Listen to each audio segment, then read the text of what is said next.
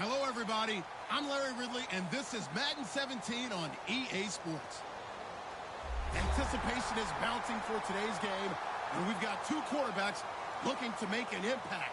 It's the Saints going up against the Eagles. With that, let's welcome in our fine broadcast team. Here are Brandon Guyton and Charles Davis. Thank you very much, Larry. We are here on a beautiful afternoon for football. Today, we've got a good NFC matchup lined up here between the New Orleans Saints and the Philadelphia Eagles.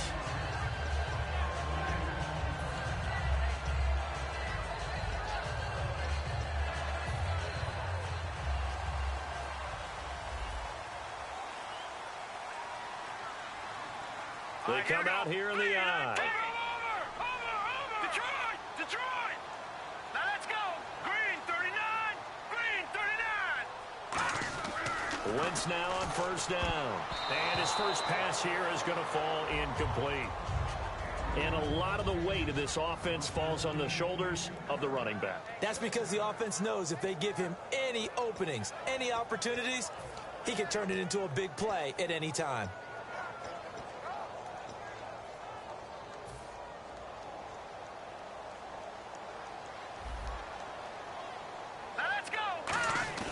Wentz again here on 2nd and 10. Sliding out of the pocket. And he'll be hit as he releases it. And that'll fall incomplete. And that linebacker group today could be very key. As we were preparing for this game, you pointed out to me as we were watching film that the linebackers look like an elite unit. I agree with you totally. They move around, fly to the football, and take it away from offenses. So now an early 3rd and 10 here on their opening drive. Now it's the all-purpose back. This is Darren Sproles. And they'll get him down here at the 23. It'll be a gain of 5, and the punt team will now come out on 4th down. And there's a run to be happy with. Good, solid yardage. He'll take that any time you hand the ball to a back.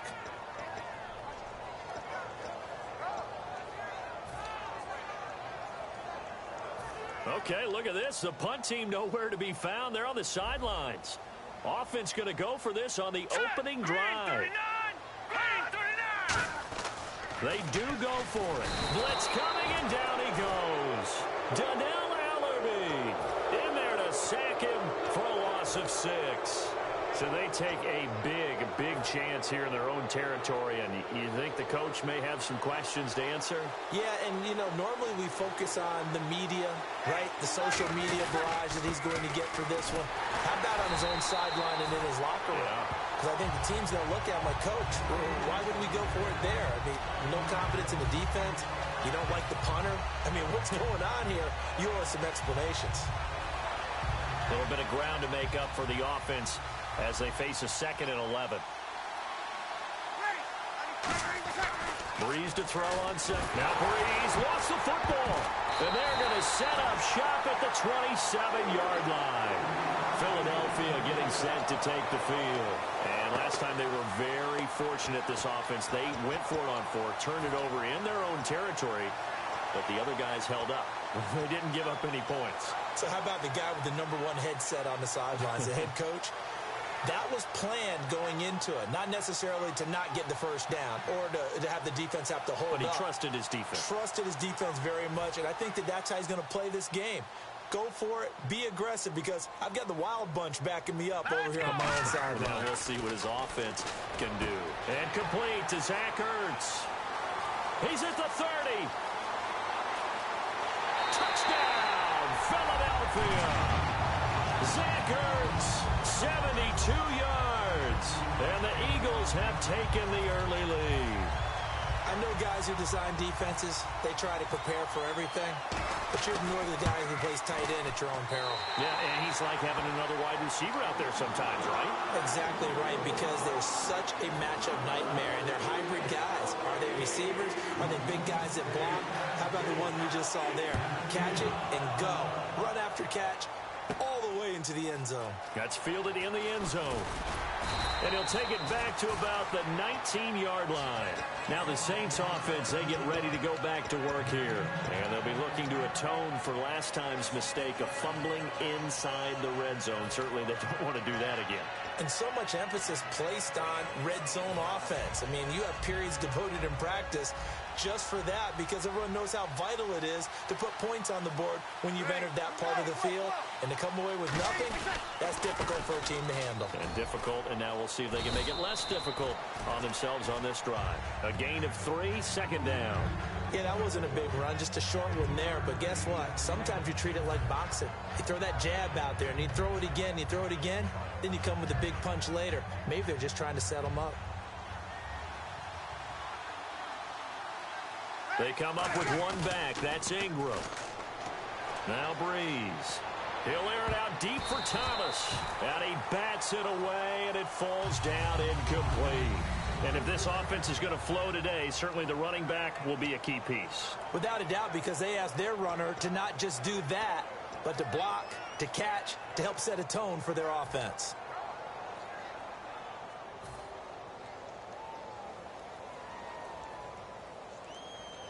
Seven yards remain now on third down.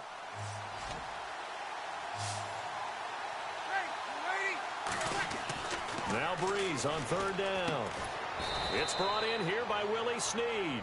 8 yards on the pickup there, and it moves the sticks. Well, we always hear about the connections some quarterbacks have with certain receivers.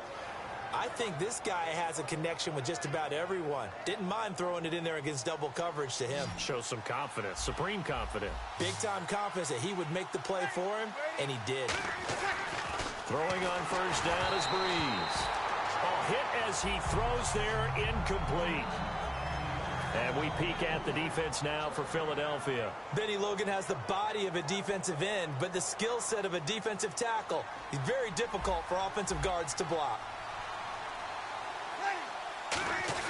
Back to the air on second down. It's Breeze. Caught right side. It's Snead. And they get him down, but not before he takes it across the 40-yard line. Well, this is where reading defenses and practice time comes into play. You got to know what you're running versus zone versus man and how to run the proper route. And they just executed that one pretty well.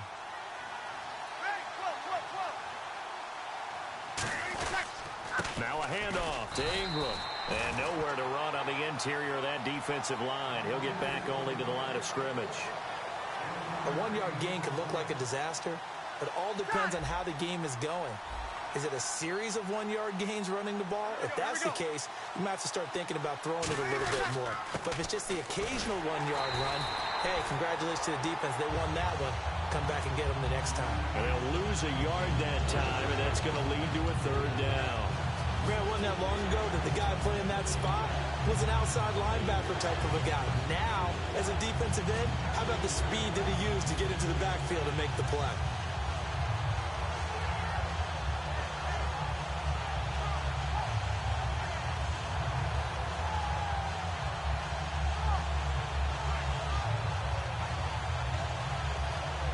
Seventh play of this drive coming up, but a long way to go on third down. One receiver left, two to the right. From the gun on third down, Breeze. Over the middle, it's Thomas. And he'll get it out to midfield. Looks like, yeah, they'll spot it right at midfield at the 50.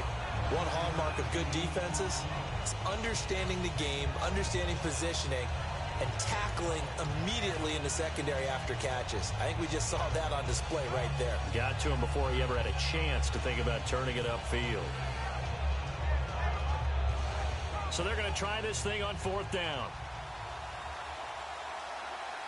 They come out here in the eye. They're running. Ingram. And he is going to lose yardage here.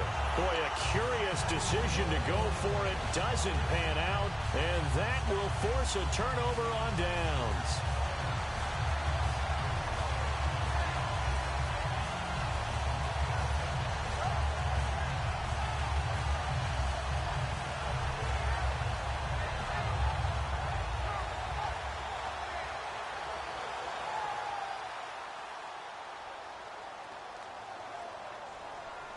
They come up in an offset eye. They'll give it to him right up the gut. And the big boys up front, they're going to stop him right at the line. Tackle made there by Nick Fairley. Now, that's the type of play that'll fire up a defense. Hold them to 1 yard on a first down run. It'll be interesting to see if the offense decides to press the run at all or if they'll abandon it now after gaining only one on that play. Green 39. Detroit. Gone. Now Wentz throwing on second down. Finding time. He's got it with the 15. And he's brought down after a good game. Well, clearly one of his advantages as a passer is his height. Sit back in the pocket, fired over the middle. That makes things tougher defensively, doesn't it? It really does, because your goal is to move the quarterback off his initial spot when he gets his drop back completed. But when you have that type of height, he can stay in there if he's willing to take the hits and just fire over the top, which saves him time and actually completes a play a little bit quicker than it normally does for a quarterback who has to slide and find open space to throw.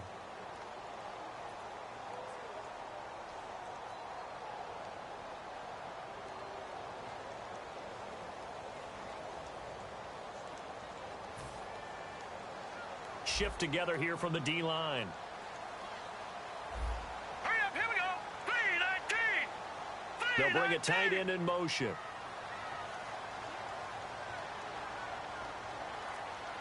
Detroit. On second down, here's Wentz. That is incomplete. He was trying to get it to Zach Ertz that time, and it's 3rd and short. Sometimes it looks pretty simple, batting the ball away, but oftentimes there's some pretty good teaching and practice that goes into it. Being able to get to the receiver, not interfere, and get his hands through the football and knock it away.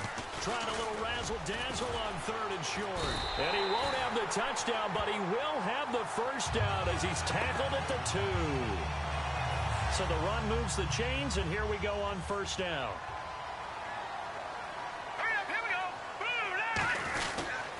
And they'll go on the ground. And just a short gain that time as they're able to get him down. He'll get 2 out of that run, and it's going to bring up a 2nd and goal. Looking at this now, you got a couple more cracks here this close. Sneak it. I don't think you even go into a huddle. Just line up, snap it, and fall in behind those guys into the end zone. He lost 2 there, and it's 3rd down. 2 straight shots on the ground. Now on 3rd, do you go to the air? I think the possibility exists, and if you're doing it, you're probably going play action since you ran it twice. But I often think that 2nd down is a time you go play action and throw the ball.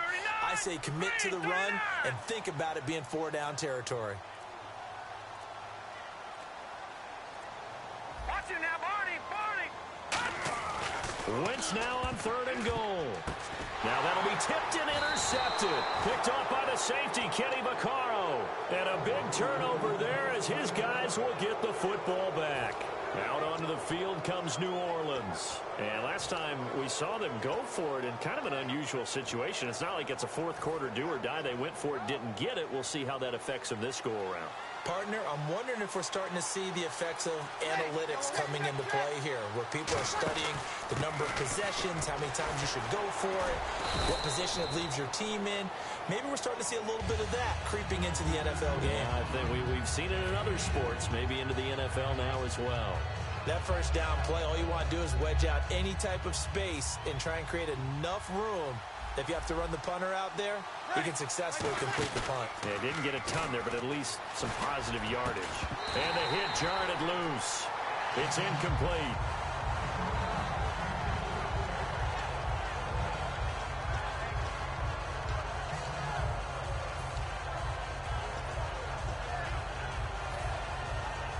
And the offense looks to pick up the first here on 3rd after that incompletion. 1 receiver left, 2 to the right. Working from the gun, it's Breeze. This is caught, it's Cooks.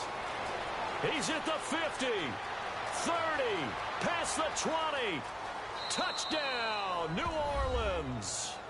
Brandon Cooks, 92 yards. And the Saints are within an extra point of tying this thing up. So from back deep in their own territory all the way into the end zone. Do you think they expected to score on that one? I'm not sure they expected to score, but they also showed that they're not averse to taking a little bit of a risk there, right? Taking a chance, because the normal call is take care of the football, run it, be safe. Instead, they put it in the air and took a gamble, and it paid off in a big way. That wasn't an analytics call. That wasn't a fantasy guy's call. That was like a video game call right there. It was a little bit of a video game call, but it worked.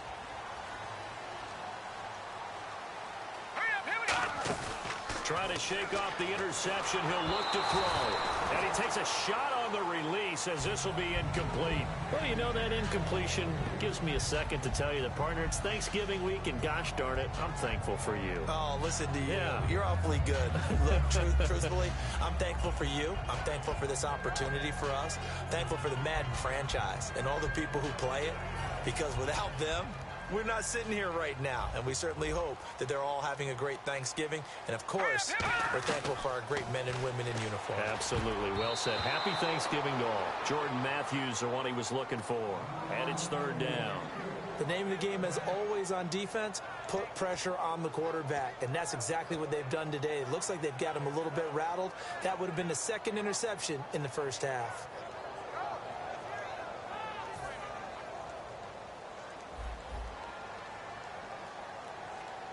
The Saints with an extra defensive back here on third on the field. Could they blitz? And able to complete it to Green Beckham. The 30. 10. Touchdown, Philadelphia. Dorial Green Beckham, 75 yards. And the Eagles are able to cash it in for 6. I know these wide receivers are about flash and dash and high-flying plays, but a good number of them played running back at some point in their career, and that's how they finish off a lot of their big plays, run after the catch. And this time he finishes off the big play in the end zone.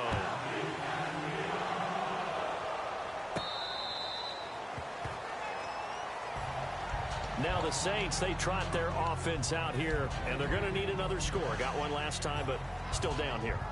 When you're playing catch-up, every possession becomes crucial, doesn't it? It's vital. Get back out on the field, punch it in the end zone again. They know it's not easy, but what they do have going for them, they did score the last time. They think they've got a good formula working. And what about the defense? Well, now you're just saying to yourself, okay, we gave up a score last time. What adjustments do we need to make to slow them down now and get the ball back for our own offense? Is it more pressure? Is it more zone? What do they have to do? They're trying to figure that out themselves. We'll see if they can figure that out right here.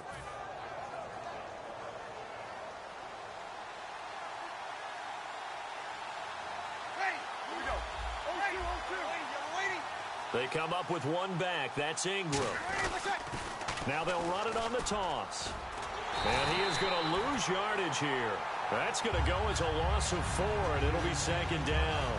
One of the toughest things for an offensive lineman to learn is the ability to get in space and hit people who are moving targets. And linebackers are not easy ones to hit because they know how to move, juke, and make you miss. And that's exactly what he did on that play. A nice play for the defense. And a long way to go for the offense here on second down.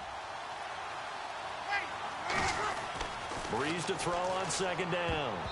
His throw incomplete. It's always a good play when you're able to bat a ball away or down, because if you actually tip it in the air, now the offense is getting a second shot at catching the football, or another receiver may come along and grab it out of the air and turn it into a big play. So if you make a play on the ball, make sure it's knocked away or down. Otherwise, there could be some jeopardy. To throw, it's Breeze. Oh, the ball comes out on the hit, but they'll say it's incomplete. Putting pressure on the guy throwing the football is always good, but when you can couple that with contact on him that leads to an incompletion, as we just saw there, that's winning football. Here's Thomas Morstead on now to punt it away on fourth down. Back deep is Darren Sproles.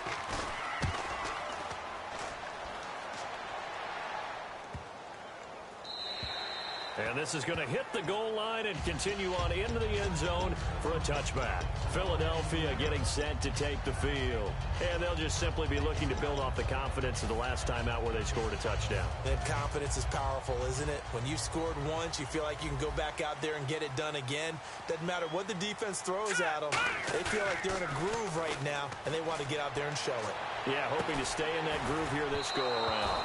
And that is incomplete. You know, that incompletion gives us a second. Seems like each week we talk about a certain division. We haven't discussed the NFC North a whole lot. Packers, Vikings, those were the top heavy favorites, and now could be the Detroit Lions. You're so right about that. Packers, Vikings, Vikings, Packers. It depended on who you talk to.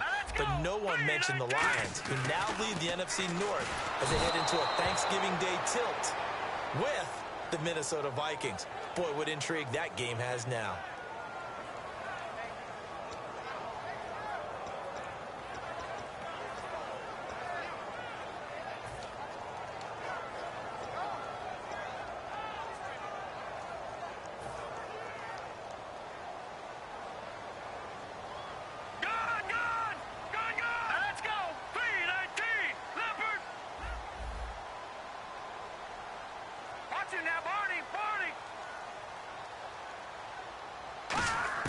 On third and long, it's Wentz.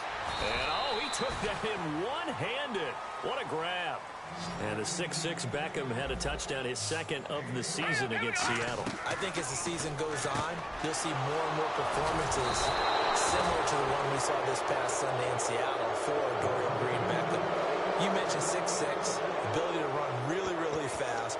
That gives a quarterback confidence to throw the ball in his area. He should come down with it.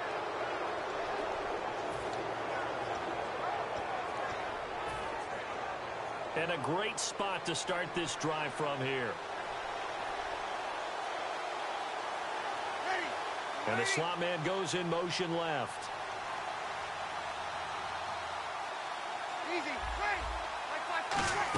Now a man who sat out 3 seasons. This is Tim Hightower. Hightower, a guy who was thrust back into action last week when Mark Ingram went down in the third quarter. Charles finished with 69 yards on 12 carries. And, partner, I think he's one of the great stories here in 2016. Had to return from knee surgeries, I think, 3 different times, trying to get back his old form. And we're seeing it here in this season. He was a monster against Seattle a few weeks ago, and he did it again on Thursday night against Carolina.